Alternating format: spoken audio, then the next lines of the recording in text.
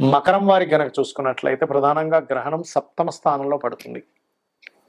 మరి ఈ యొక్క గ్రహణం 12వ తేదీ 11 గంటల 15 నిమిషాలకి రాత్రిపూట సమయం ప్రారంభమై 4:25 తెల్లవారు వరకు ఉంటుంది.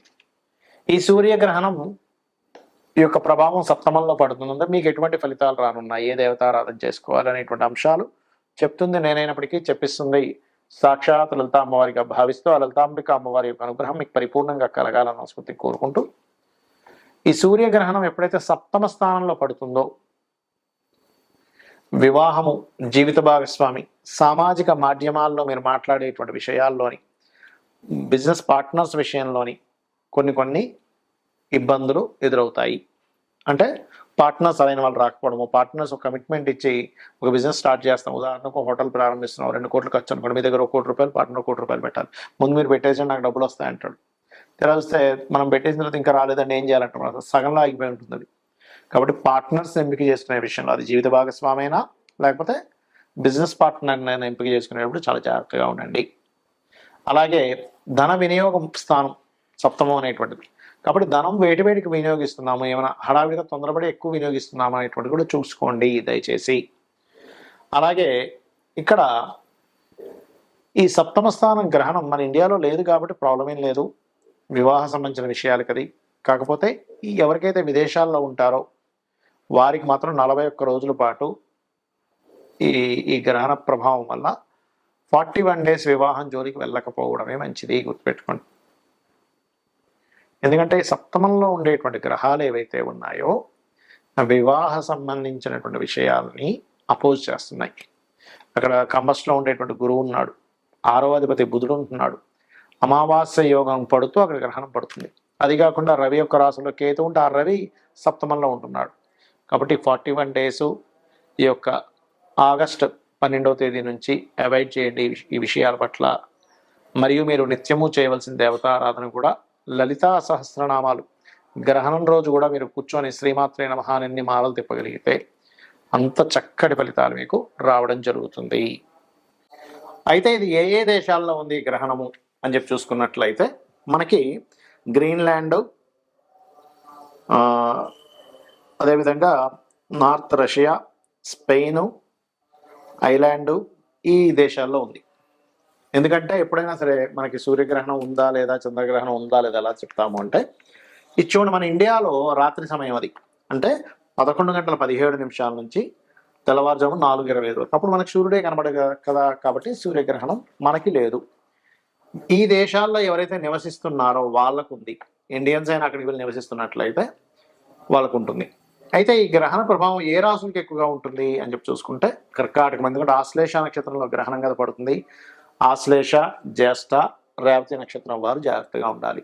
మరియు కర్కాటకము, వృశ్చికము, అదేవిధంగా మీనము. కర్కాటకానికి ముందు వెనక రాశులు అంటే మిథునము, సింహరాశి వారు కూడా కించిత్ జాగ్రత్త వహించాలి, గుర్తుపెట్టుకోండి. అయితే కొన్నిసార్లు గ్రహణ ప్రభావం కొన్ని రాసుల వారికి మంచి కూడా చేస్తుంది. ఎంతసేపు గ్రహణం బ్యాడ్ అనుకోకండి.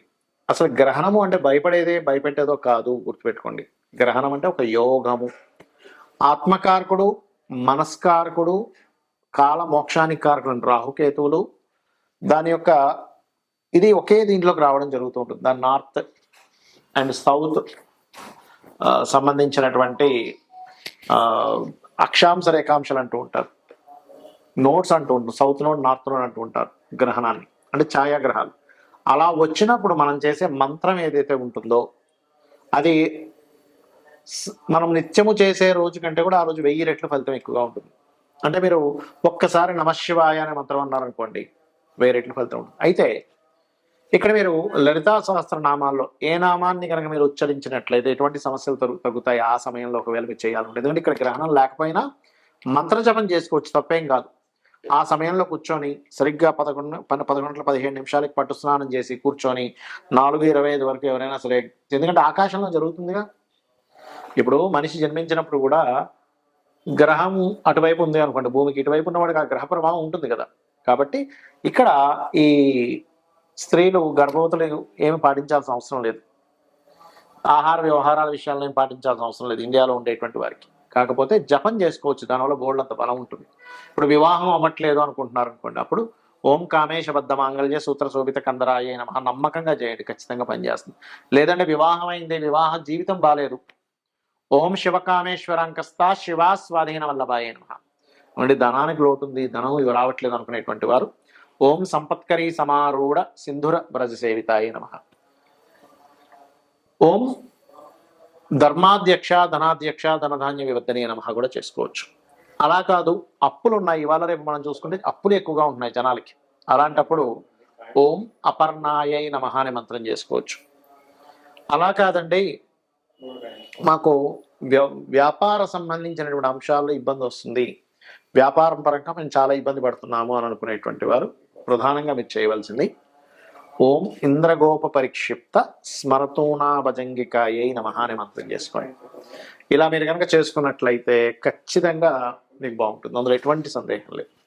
అయితే ఎప్పుడు కూడా గ్రహణాన్ని అమ్మో గ్రహణం వస్తుంది అని భయపడ్డం కాదు, అదొక యోగంగా చెప్పారు మనకు శాస్త్రాల్లో. కాబట్టి ఆ అద్భుతమైన యోగం, ఎందుకంటే ఒక మంత్ర జపం ఏదైతే ఉంటుందో ఆ మంత్ర జపము చేయడం ద్వారా మన పూర్వజన్మ కర్మ తగ్గుతుంది. ఎప్పుడైతే పూర్వజన్మ కర్మ తగ్గుతుందో మీకు ఆటోమేటిక్గా అన్నీ బాగుంటూ ఉంటాయి. కొంతమంది హెల్త్ ఇష్యూస్ ఉంటాయి చూడండి, అలాంటప్పుడు హెల్త్ ఇష్యూస్ ఉన్నప్పుడు ఏంటంటే ప్రధానంగా ఓం సర్వవ్యాధి ప్రశమని సర్వమృత్యు నివారిణి అగ్రగణ్య చింత్య రూప కలికల్మషనాశిని. ఇప్పుడు నేను ఒక్కొక్క రాశికి ఒకటి చెప్పుకుంటూ వచ్చాను. ఆ రాశి వారు ముఖ్యంగా గ్రహణం రోజు నుంచి 41 రోజులు ఆ యొక్క విషయాల్లో జాగ్రత్తగా ఉండాలి. 41 రోజులు లేదా ఒక్కరోజు కాదు. అదేవిధంగా దానాలు ఏమి ఇవ్వాలో చెప్పాను నేను మీకు. మరొక విషయం ఏంటంటే, ఏమంటే నాకు రాశి తెలియదు ఏమీ తెలియదండి కానీ గ్రహణ ప్రభావం నా మీద ఉంటుందా అంటే, మీరు ఆ సమయంలో మీ ఇష్టదైవాన్ని స్మరించుకోండి సరిపోతుంది. రాశి తెలియదు అన్నప్పుడు పేరుతో చూసుకోవడం, పేరుతో చూసి గ్రహణం పడుతుంది అనుకోవడం అనేటువంటిది కరెక్ట్ కాదు. మీ జన్మ వివరాలు సరిగ్గా ఉంటే అప్పుడు మాత్రమే మీ గ్రహణం లగ్నం నుంచి కానీ రాశి నుంచి కానీ ఎక్కడ పడుతుంది, దానివల్ల కలిగే ఫలితాలు ఏమిటనేటువంటి చూసుకోవాలి, గుర్తుపెట్టుకోండి. అలాగే ఇంకొక విషయం ఏంటంటే, గ్రహణ సమయంలో ఎవరికైనా కానీ సన్ కనుక వీక్గా ఉన్నాడు అంటే ఆత్మకారకుడు వీక్గా ఉండి వాళ్ళకి కొన్నిసార్లు పిశాచ యోగాలు అంటారు. అంటే చూడండి, కొన్నిసార్లు నిర్మానుషమైన ప్రదేశాలు వెళ్ళినప్పుడు వాళ్ళు భయపడతారు, లేకపోతే ఏదైనా రోడ్డు మీద వేసినటువంటి నిమ్మకాయలు పసుపు కుంకుమ లాంటివి తొక్కడం జరుగుతుంది, లేకపోతే మిట్ట మధ్యాహ్నం కూడా వెళ్ళకూడదని చెప్తూ ఉంటారు కొన్ని శాస్త్రంలో. అంటే సరిగ్గా 12 గంటలు బయలుదేరకరా బయటికి వెళ్ళకరా అంటూ ఉంటారు. లేదా సరిగ్గా అర్ధరాత్రినప్పుడు చీకటిగా ఉన్నప్పుడు అమావాస్య సమయాల్లో, ఎందుకంటే ఇది అమావాస్య. ఈ అమావాస్య నాడు మన ఇండియాలో అయినా ఫారిన్ కంట్రీస్లో అయినా ఈ గ్రహణం కరెక్ట్గా మనకు అర్ధరాత్రి సమయంలో 11:15 నుంచి 4:25 మధ్యలో పడుతుంది. కాబట్టి దయచేసి బయట నిర్మానుషమైన ప్రదేశాలకు వెళ్ళకండి. ఇక్కడ కొన్ని నెగటివ్ ఎనర్జీస్కి శక్తి పెరుగుతుంది, దాని ద్వారా మీరు అనవసరంగా ఇబ్బంది పడతారు. శ్రీమాత్రే నమః.